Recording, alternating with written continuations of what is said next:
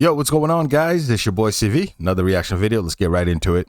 Someone suggested I look up Ron White. I don't know who Ron White is.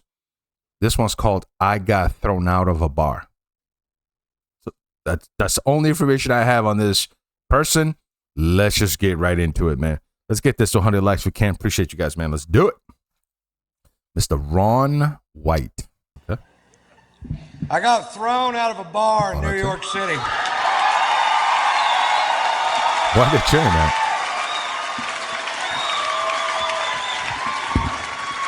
Now, when I say I got thrown out of a bar, I don't mean somebody asked me to leave.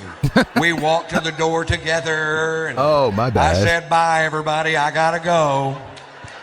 6 bouncers hurled me out of a nightclub like I was a Frisbee. I like his voice, man. He's got this deep voice, too. Loud. Sounds like Southern, too. Like nightclub. Got that Southern accent, man. I like it. Hurled me out of a nightclub like I was a Frisbee. Those big old bouncers that go home every night, watch Roadhouse and beat off. You know what I'm talking about?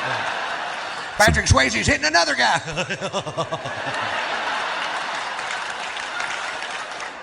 For wearing a hat. I walk into a bar with a hat on. This guy real pissy goes, took off the hat. I'm like, what's the deal? He goes, I'll tell you what the deal is. Faggots in this area wear hats. We're trying to keep them out of a club. Damn. I'm like, oh, really? The only way we can tell down south is if they have their hair cut like yours.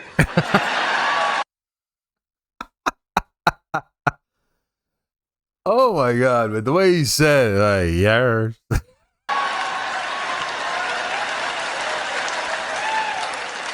And he got all pissed. But he walked away and I took the hat off, and like an hour later I'd been drinking and I forgot. You ever forget? Happened to me. I put the hat back on. The guy comes over to me. Now, I'm between 6'1" and 6'6", depending on which convenience store I'm leaving.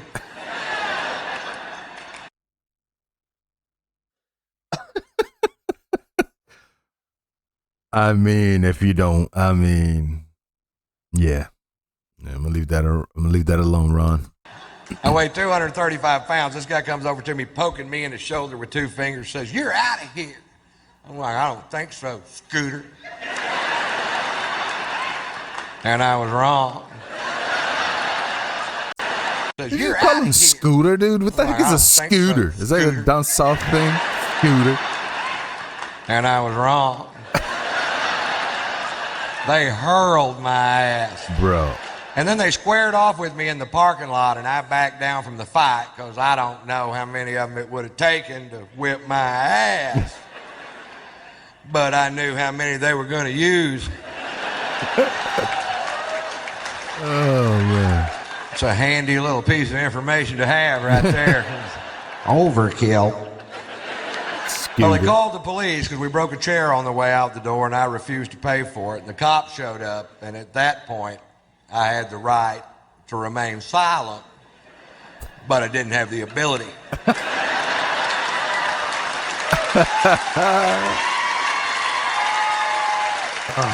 The cop says, "Mr. White, you are being charged with drunk in public." I was like, hi. I was drunk in a bar. They threw me into public. I don't want to be drunk in public. I want to be drunk in a goddamn bar, which is perfectly legal. Arrest them. Well, he didn't arrest them. Instead, they call in for my arrest record.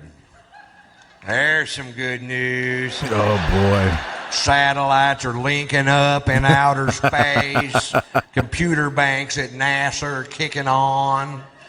There's a telegraph in Fritch, Texas going beep beep. Yeah,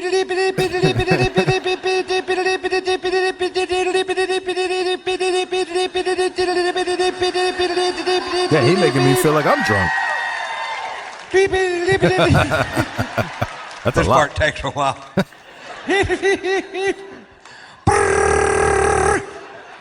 Shorthand. Beep. Now, I told you that story to tell you this story. When I was 17 years old, I was arrested for being drunk in public. Seemed to be a pattern. If you knew Morse code, you would already know that.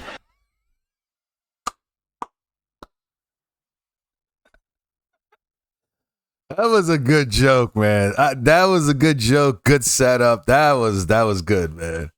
What's wrong with these people, man? They're not even laughing. They're just uptight. If you knew Morse code, you would already know that. That was a good setup.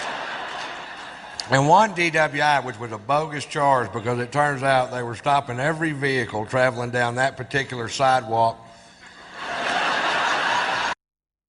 Wait, did he just say sidewalk?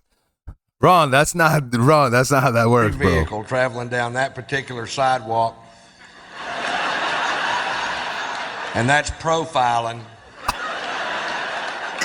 I believe. Oh, man. And the drunken public charge. That's funny. And Fritz, the arresting officer, who I had literally known all my life. Dang. You know what I mean? This guy lived 4 doors down from me in a town of less than 400 people. We've met. He takes me to jail. When we get there, he asked me if I have any aliases, and I was just being a smart ass and said, yeah, they call me Tater Salad. Bro. 17 years later in New York City, I'm handcuffed on a bench with blood coming out of my nose. This cop goes, "Are you Ron Tater Salad White?" You caught me. You caught the tater. You can take down those roadblocks now. I call my son Tater Tot. And Poot. Okay, Mr. Tater. All right, man. That was basically really my first time listening to Ron White or listening to any of his material. I like that, man. But I like that Morse code setup. That was actually pretty funny to me. I like his voice. I don't know what it is, man. I guess it's that Southern charm, right? Like he's got that accent, but I like his voice. He's got this powerful voice, man. Deep and loud. But yeah, I like this dude, man. If he's got more, put in the comment section below. You know what's funny? You can tell this guy is a storyteller.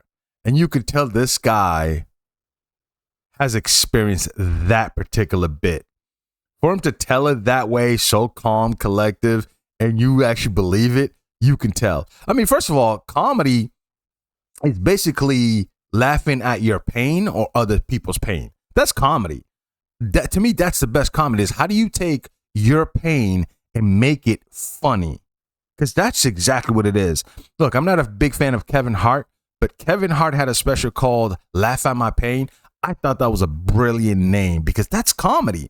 It's laughing at my pain, and it's how you introduce your pain.